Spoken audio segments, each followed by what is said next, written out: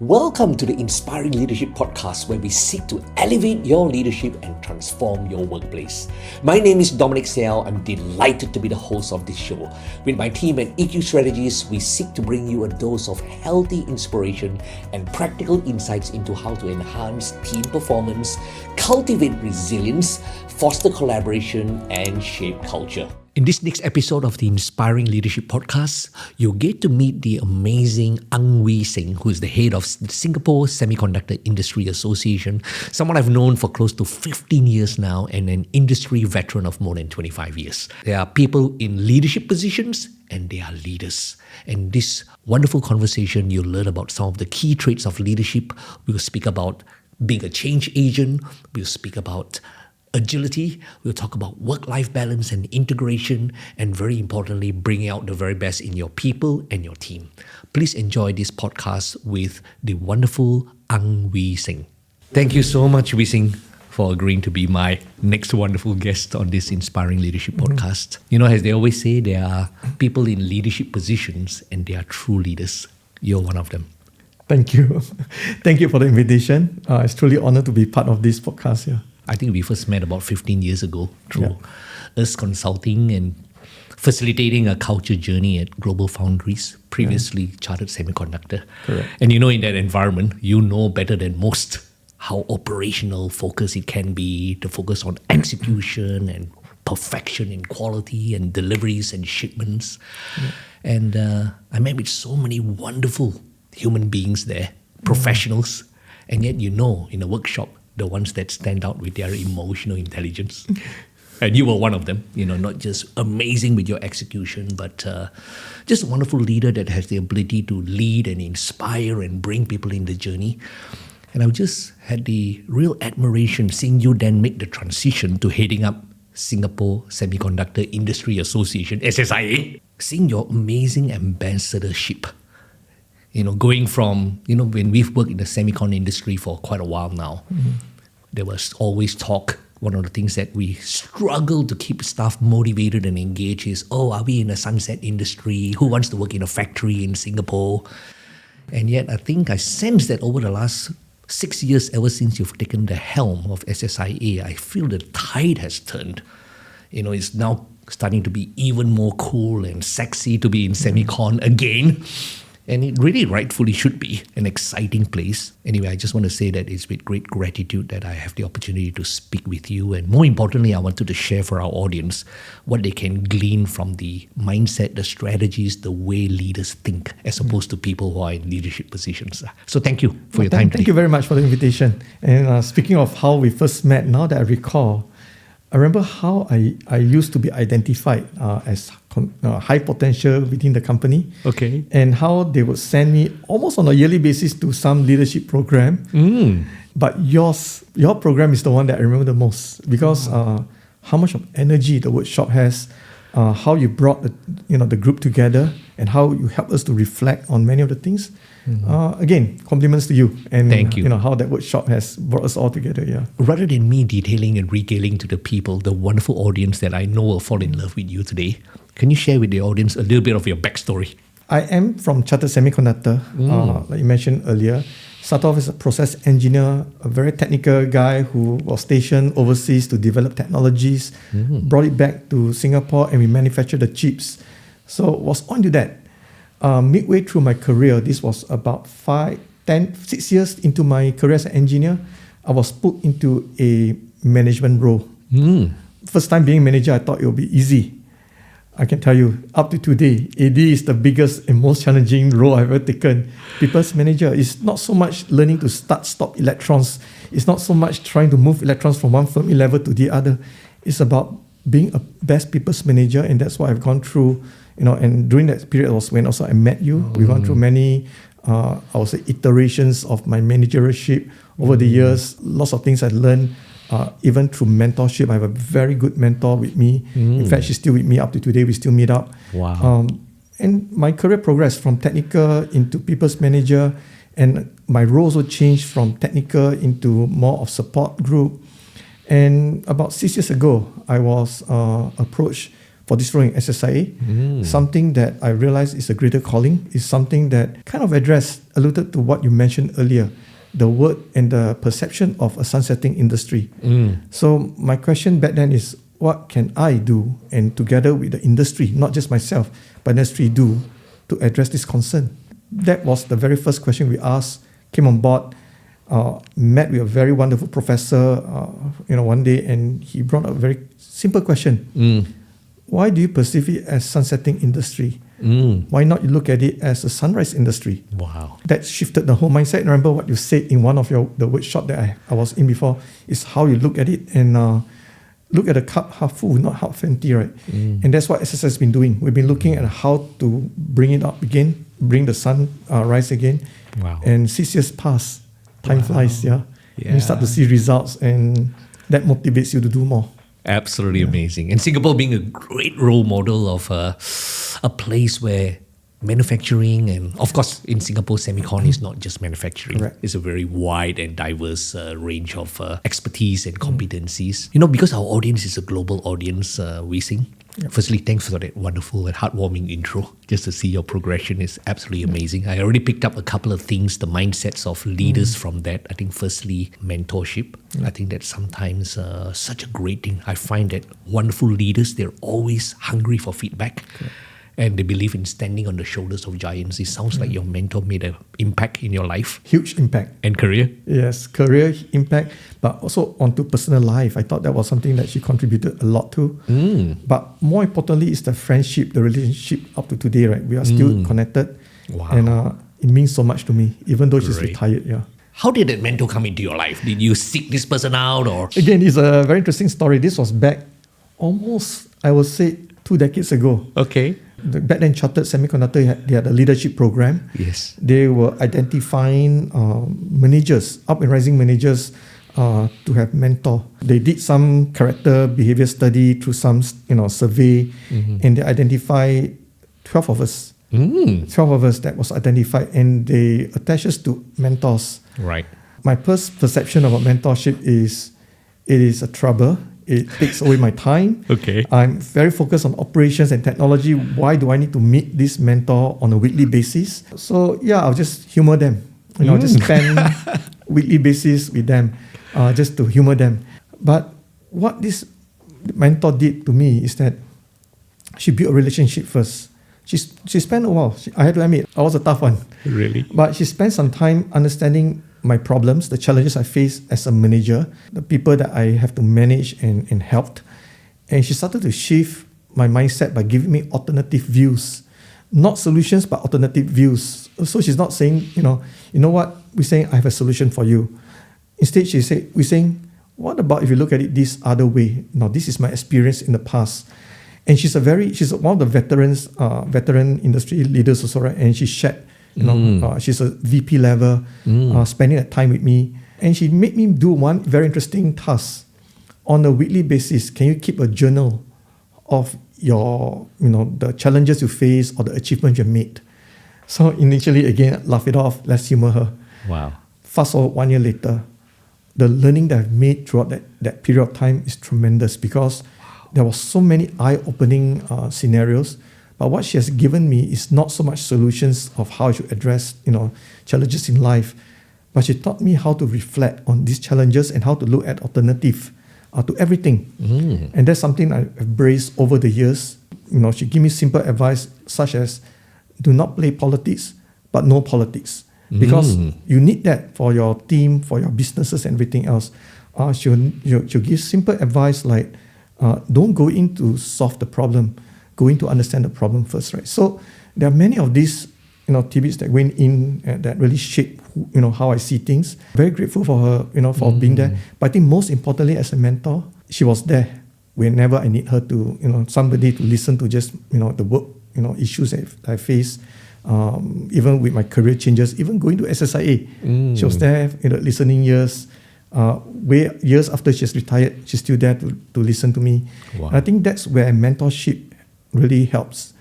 It is a blessing actually for somebody to identify and to have a mentor in life, one that stayed with you all the way through. I think it's beyond blessing, is really a gift. Yeah. That is so wonderful.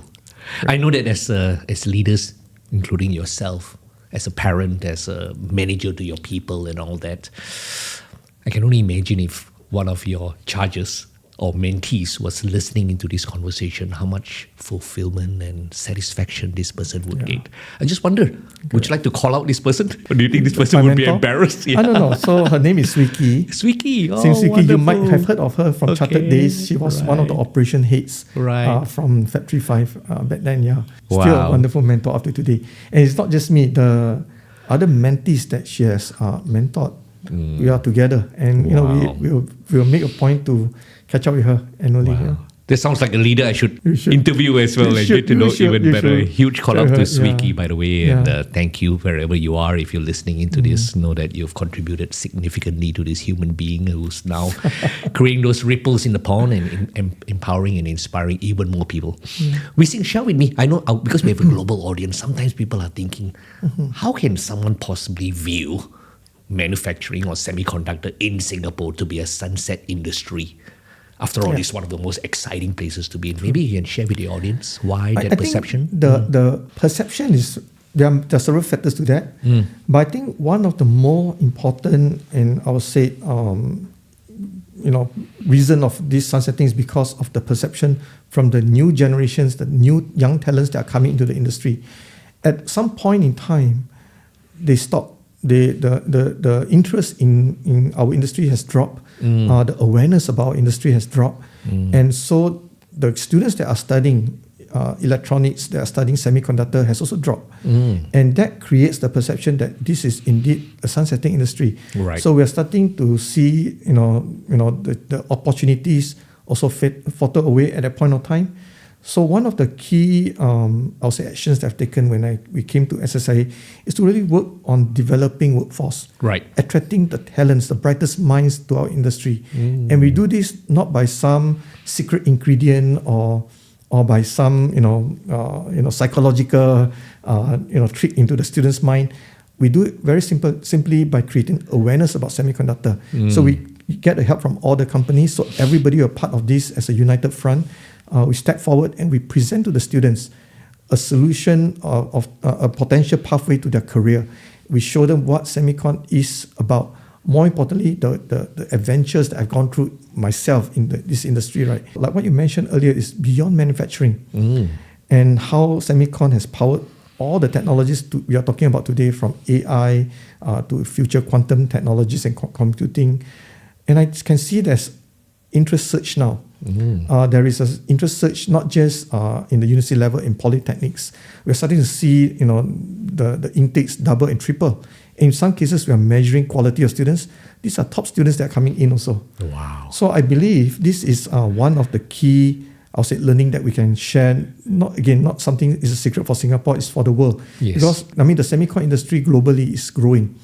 It's growing so rapidly that our biggest challenge in the next 5 to 10 years is not so much the technology, it's the people. Right. And I think this solution that we have established in Singapore can be easily mimicked and shared across the world, and we can attract the brightest mind to our industry. We see in the very developed nations, right? Singapore, Australia, US. I've also seen in Australia, having lived there for 40 years now, we used to have plants to manufacture Toyota, Mitsubishi and all that kind of shut down because the labor costs. The reality is to hire an engineer in Australia can cost 5 times more than maybe even 10 in places like Vietnam or China and stuff like that, right? And I think that has also contributed to possibly the perception that this is a dying industry in Singapore, in a place like Singapore specifically. To what extent do you feel that is the Singaporean government really behind manufacturing and the realization, especially in semicon in Singapore? What do you reckon? Point is spot on. It is also one of the other reasons why the semicon industry was perceived to be sunsetting, because labor cost was going out, operating expenses is increasing. So you're right. Developed countries such as Singapore, Australia, faces this problem, versus when they are still developing. But this is where we need to make sure that our workforce are agile. We need to make sure that they continue to upgrade and upskill. And this is where Singapore government is very strong at when it comes to a strategic move like this, right? They focus on upgrading and upskilling the workforce. So, we talk about data analytics, big data analytics. We talk about AI years ago because we know that our industry over time needs to be more productive. We need to be more automated. We need to digitalize our operations. Yeah. So we have trained our workforce over the past years. SSIA is also part of this, where we have organized programs and courses with our polytechnics to upgrade and upskill our workforce also. So I think this is something that Singapore government is good at. They have this group called the SSG, Skills Future, where they basically have credits given to citizens of Singapore to use it to go for courses to continue to upgrade and upskill their workforce. But more importantly, it's also our companies. They're also aware to be competitive in the global stage. They need to ensure their workforce continue to go upwards in terms of skills. Yes. And you can see a lot of companies has embraced this. They have sent their not just one or two, but the entire department to upgrade, upskill their workforce. They have digitalized the operations, and they have moved their workforce up the value chain. So this, I think, is something that Singapore is very strong at least from my observation. Yeah. Wee Seng, I've watched in admiration and awe, at an industry that is often quite turbulent. It's a very cyclical industry. There are times when it's like boom times and everyone's amazing. You hear about, some bonuses like 9 to 12-month bonuses and all that is tremendous. And yet periods where retrenchment is just a norm, restructuring and letting people go. And that can be creating so much stress, especially in Asia when we know that our jobs are still regarded as the iron rice bowl, right? And people's mental well-being and all that can be affected. I think I'm sure you agree that this is a time when we need people who are not just in leadership positions, but even better leaders to keep their staff engaged, inspired, excited. We have seen that firsthand, organizations where people literally stay for the entire career because clearly the culture matters. What in your viewpoint for a very fairly unique industry like that? I mean, everywhere, everyone's going through disruption and change, and yet in my humble opinion, having worked in so many different industries as a consultant, in semicon is particularly challenging, and especially in Singapore where the labor costs are so high. From your experience observing lots and lots of people in leadership positions, what would you say are maybe top 2 traits and qualities that a leader needs to have today to effectively engage and empower their team to perform at their very best and look forward to coming to work on a Monday morning when it's a Sunday evening? What would you I think say? the first thing they need to do is to excite the team. Now, the industry itself is exciting already with the technologies, everything else. But what the leader need to do is come in with a positive point of view, the positive tone of view. Because one thing you notice, because like I mentioned, this is, after all, a very agile industry. Things are so dynamic on a daily basis. Many leaders tend to forget that. They tend to bring in the bad news. It's downturn now. We need to start doing cost saving. Instead of going through the motion of, now, because it's a downturn, where are the areas of opportunities? Where can we start investing in? Where can we start to upgrade today? Because the loading is low. So these are, I would say, characteristic of leaders that can really shine in moments when it's down. Now, secondly, I think where it's very important for a leader is that they need to be agile in their leadership skill. They should not be just what works today has to work for the next 100 years. They need to know that what works today can be done better tomorrow. And they need to continue focusing on how to do it better than what they did the day before. Because again, it is a very competitive industry. It is a very competitive world out there. Things are changing by the minutes, by the seconds.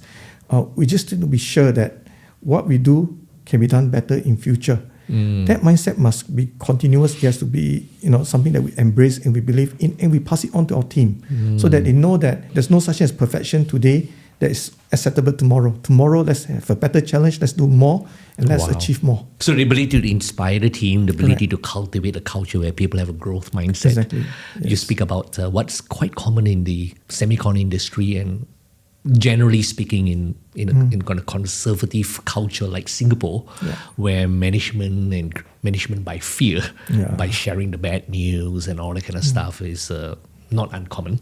Correct. And yet what I'm hearing you say is that I just recently had a wonderful call with another leader that I look up to so much in the industry, the wonderful Ang from Global Foundries, an absolute legend of a human being. And I love his phrase, moving from management by fear to management by facts. And that a huge part of that is making sure that people get out of fear mode.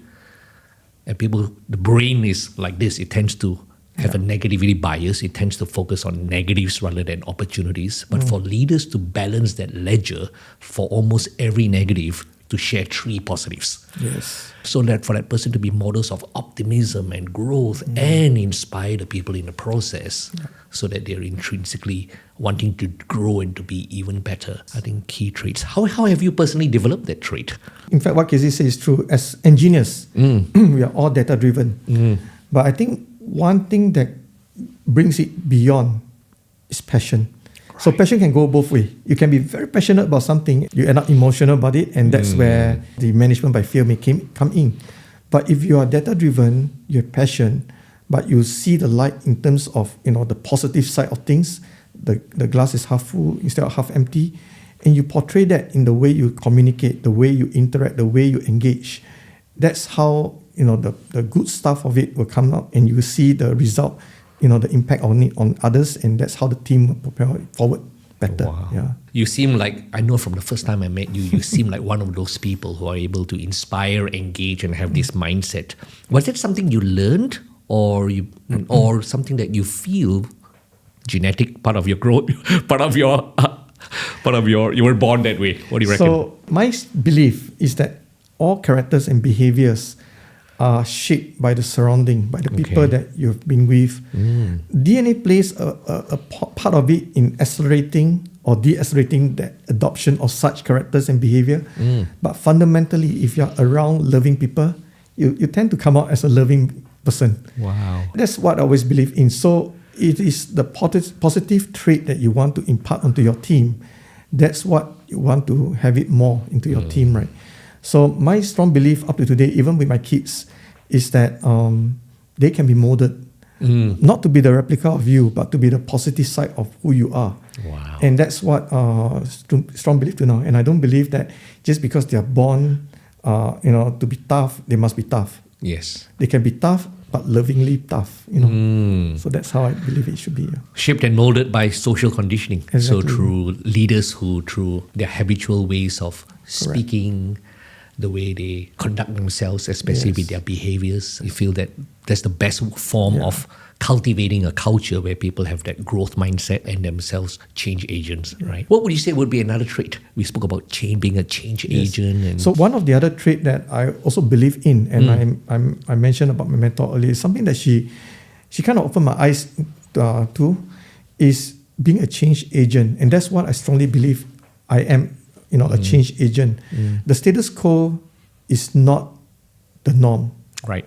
Every time, everything changes around us, and we have to be dynamic enough to embrace these changes, but at the same time be part of the transformation. Right. Create the transformation for the better. So I mentioned earlier, every time we are pursuing something that is better than what we did the day before.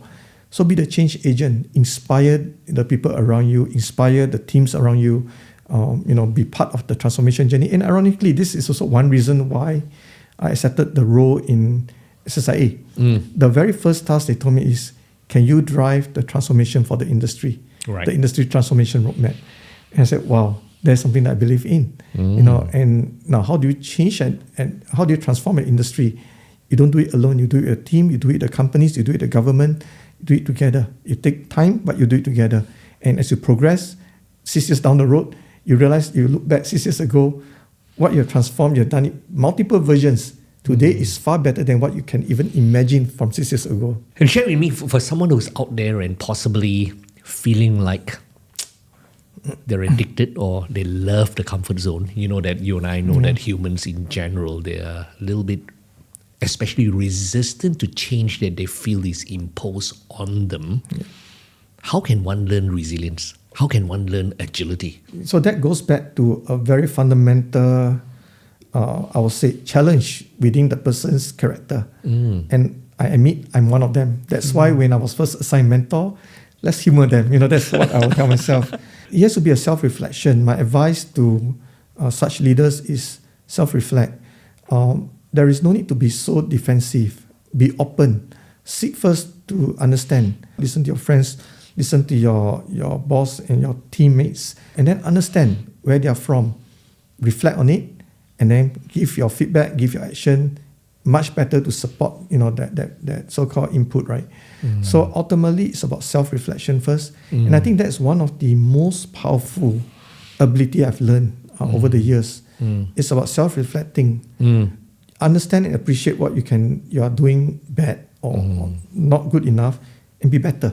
I think that's something that everybody should learn. Yeah. Wonderful. I think in summary, I think just a bit like this glass here, right? Correct. The glass, like change, is invariably a problem, half empty. It is true. Yes. Every change introduces challenges. And it's also an opportunity, right? And I think Exactly. the keyword that you've shared there is open. I think they always say that one of my favorite phrases is that the mind is like a parachute. It works best when it's open. So being open-minded to what are the possibilities, what are the opportunities, what's great about this. Correct. Right? I think those seem to be the traits that you have inherited and developed and now passed on to your team. Yeah. Absolutely wonderful.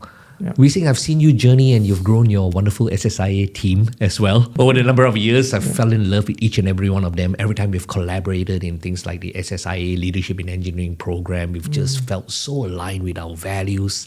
I love the energy of the people, and they're just not just great conceptualizers, but in terms of executing and creating that wonderful experience for the people. Tell me, what's your secret to creating such a wonderful team? There is no secret to creating a wonderful team, I guess. Most importantly is that you need to inspire them. Inspire them with the vision and the mission of the task at hand, Right. the role we are doing. They need to appreciate and really understand, what we are doing is something that is meaningful. Okay. Then that will be the foundation work to them building a passion in their work. When there's passion, everything else comes automatically. And that's what I always believe in. Now, I have to admit, over the years, we have gone through bumpy roads also. Not all see eye to eye in the need, to support a old industry like semicon. We are, after all, a 56-year-old industry in Singapore. 56? It's Wow. been more than half a century. So not everybody see eye to eye. Some still believe it is sunsetting. But we push on. We still find the right people to get onto the bus. We inspire them with the right vision and mission. And more importantly, we let them go off with your vision and mission so that they can inspire others. I think that's what keeps the team alive and continue to push what we are doing. Absolutely wonderful. You sound feel like a model of people, someone who's inspired from within. What inspires you today? You've been in the industry for how many years now, Wee Seng? This is almost 25 years, 25, Wow. quarter of a century my already. goodness. Over 25 years already, yeah. I know that people are queuing up to buy some of your youth pills. I don't know how you maintain that. Surprisingly, there's a story behind this. So Tell me more. after I left the corporate world, when people talk about midlife crisis, I did go through one. I woke up one day and said, you know what? Let's stay healthier. Let's be healthier. And I started to build interest in going to the gym. So now I have a personal trainer. I go to the gym every week. I built a gym within my house. Wow. But more importantly, it's the lifestyle, the diet that we go through. It keeps the mind fresher also. And all around, everything's so much better. Wow. And I think it's something that, leadership aside, this health Yes. and healthy lifestyle, important. Something everybody should think of. Yeah. Again, remind us of the importance of managing energy, and energy is Correct. something we create, and it's through the rituals that we have. But I think it's also a reflection of that wonderful strategic mindset you have. To always see life as a marathon, it's not a sprint, and to regularly devote time to being a model of that energy, because it then gives your team permission to do the same, right? Exactly. Especially in Singapore, it can be very common in many parts of Asia where they say, oh, we don't leave until the boss leaves, right? You know what I mean, right? Yeah, true. And that can actually affect their morale, the sense of, I need to deprioritize work and make sure I look after my family. And what advice do you have for someone who, very often we hear in the semicon industry, if you want to have good work-life balance, semicon is not it. And yet you and your team seem to have this ability. I prefer to call it work-life integration, because you seem to are able to achieve amazing results and feel empowered and positive about it. What would you say is the secret to that? No absolute secret in any one of this area, but I think there's certain, I would say, advice that I'll give. Firstly is to really prioritize what is important for the business, for yourself. You must prioritize, like, for example, top in my list, my family. I will never, sacrifice my kid's birthday, for example, for any work. for that matter, because you know that is priority in life. That's, as a father, that's what I'm very clear, my priority. Secondly is to ensure that your team are empowered. Do not assume that you are the boss, that you can do the thing best, everything best. You need to assume that the best is who you have hired to do the job. You inspire them on the mission and vision, but they execute, the job. And with the team coming in, everybody's hands is in it and they are working on it. That's how you get, the results. You just learn to let go. Empowerment is key. And lastly, is to always have that I would say, time to just do a reflection, what I call firehouse versus fireplace. Spend more time at the firehouse. Think of ways to put off the fire from starting instead of fighting the fire. Really focus your time on just be at the firehouse and reflect on actions that you can take for your business, for yourself, so that you don't have to struggle in the future. So have that, self-reflection continuously on a daily basis, on a weekly basis, to see how you can do better next week, the week after, the year after. I love your term. I haven't heard that term before, the firehouse. I'm presuming that that's referring to a space and time for you to just reflect. Exactly. So imagine all of us are firefighters, especially in the manufacturing group. If you speak to a typical manufacturing engineer, they are firefighting every day. There's excursion line every day. They don't spend enough time, or at least I should say, they should spend more time at the firehouse, figuring how the fire could have started and stop that to begin with, right? And that's why I always told my team, while we have elites that goes out to fight the fire, let's also have elites that sit back and think about, what we can do to stop the fire from happening to begin with. So the firehouse, 80%, fireplace, firefighting, 20% or less. And it's never about what happens. Is, for instance, you speak about fire, my mind can't help but go to what's happening in LA right now, and our heart goes out to all those people. And but you know what? Things that happen, we can't change. The very least we can do to honor the fire and to respect it and the people that have been affected is to go to the root cause. In Semiconductor, we talk about going to the root cause and learning from it and doing our best to honor those people and to honor the next generation to come. Exactly. We think this has been absolutely amazing. Thank you for having me here. We started off this conversation even before we started the podcast, and you were referring to when I asked you, hey, what's the next focus and what excites you? And it surprised me, and it didn't surprise me at the same time, because it's one of the key tenets of a leader. You spoke about succession planning. Yeah. Tell us more about that. As a leader, we don't think enough about succession planning. Imagine you're a leader who achieved plenty, in your lifetime in that role. Let's say, for my case, 6 years. So, I believe there's a lot of the actions that we've taken as a team is wonderful. Now, imagine a day where I have to leave for whatever reason. It could be personal, it could be health, it could be something that is not even planned. What will happen to all my legacy? We need to, reflect on this and really understand that succession planning is key, not just for the company, the organization that you're leading, but also for your legacy. What you believe in will continue beyond your time with the right succession planning. So that's why I mentioned, and this is a real story that I face. The biggest challenge to me in SSIA is really to get proper succession planning. Not just my role, but across the board, the team, so that they are independent, away from just Wee Seng. And with that, whatever you have done the past 6 years is sustainable. It is a longevity that is put in place. You know that the industry will continue to thrive. I think they say that the quality of one's leadership is not defined by what you and your people do when you are around, but when you are not around and no longer around. And that defines that wonderful legacy. Really, really inspired by the way you think, and it resonates so much with everything that we believe in ourselves and what we teach other people as well. Share with me, given that we're on a topic of succession, and not that you're planning to go anywhere soon. No plans yet, yes. I don't think. But I want you to imagine a time in the future when you've left SSIA, left the industry, maybe even to pursue another pursuit of some form. Looking back then, what would it cause for you to say, I've had a successful career? What does success look like for you? The most important criteria for success to me is when my own successor is successful. Not so much the battle we are doing today to help the industry grow. That will continue to happen. But seeing that my successor is successful in the future and the teams I put in place is successful, that is actually my success story already.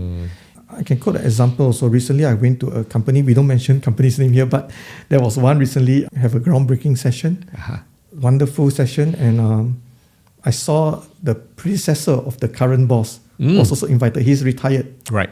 but he's invited for the event. So I've asked, I thought you're retired. Why do you come? But it's because the successor, the team has left behind, appreciate and respect him so much. He's actually invited for this milestone event of theirs, right? And to me, if I'm that retired leader, that is actually the mark of success, because that's what his successor had done. He has expanded the footprint of the business, and the team is recognizing his contribution, to the work there. And to me, that's actually the heartfelt, I would say, definition of a successful leader beyond the role that is seen. I can only imagine how blessed everyone who works with you, your potential successor also in our books, being parents to our children also is, seeing our children be happy and successful, seeing the people that we leave behind, their lives be even better than if it's at all possible than when we were living it. Thank you, Wee Seng. I know that the wonderful audience who's listening into this would have gotten so much. Thank you for being so authentic. Thank you for being inviting me. So articulate. I know I can tell that the audience will understand why we thought of you when we're thinking of having a wonderful guest that will inspire them. I really appreciate you. Know that you're one that I will always look up to, and we're here to support you in every way. And it's just been an absolute honor journeying with you. Thank you for the invitation. Really a very good session here. Thank you, Wee Seng. Thanks. You rock.